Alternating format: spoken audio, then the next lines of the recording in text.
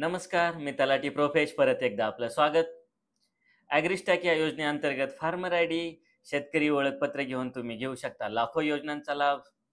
केंद्र शासनाच्या ॲग्रीस्टॅक योजनेची अंमलबजावणी करण्यासाठी महाराष्ट्र शासनाच्या कृषी विभागाने दिनांक 14 ऑक्टोबर 2024 रोजी शासन निर्णय पारित केला आहे. त्या अनुषंगाने ग्राम महसूल अधिकारी, कृषी सहाय्यक यांनी गावोगावी कॅम्प मोडमध्ये कामाला सुरुवात केली आहे. माझ्या गावामध्ये कॅम्प कधी होणार आहे यासंबंधीची अधिकृत माहिती ही लवकरच आपल्या जिल्ह्याच्या वेबसाईटवरती उपलब्ध असेल. तसेच आपण जर बाहेरगावी राहत असाल तर कॅम्पच्या दिवशी गावामध्ये हजर राहून तुम्ही फार्मर आयडी, शेतकरी ओळखपत्र मिळवू शकता किंवा गावचे ग्राम महसूल अधिकारी किंवा कृषी सहाय्यक यांना कॉल करून तुम्ही कॅम्पची माहिती घेऊ शकता. पण कॅम्पमध्ये हजर राहण्यापूर्वी तुम्हाला काही पूर्वतयारी करायची आहे. ती म्हणजे तुमच्याकडे आधार क्रमांक असला पाहिजे.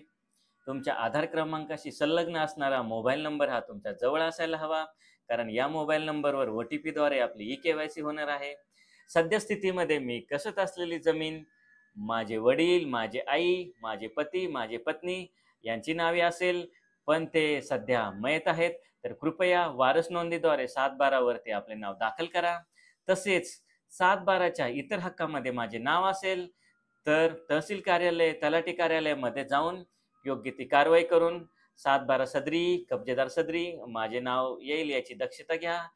या शेतकरी ओळखपत्रामुळे तुम्हाला खूप फायदे होणार आहे. पीक कर्ज असेल, पीक विमा असेल, कृषीविषयक सल्ले असतील, तसेच कृषी विभागाच्या लाभदायक अनेक योजना असतील, याचा तुम्हाला फायदा होणार आहे.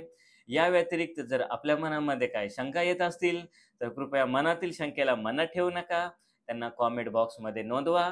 तुमच्या मनाचे, तुमच्या शंकाचे 100% निरसन केले जाईल. तोपर्यंत आपल्या खिशातली लक्ष्मी, आपल्या घरातली लक्ष्मी दोन्हीचीही काळजी घ्या.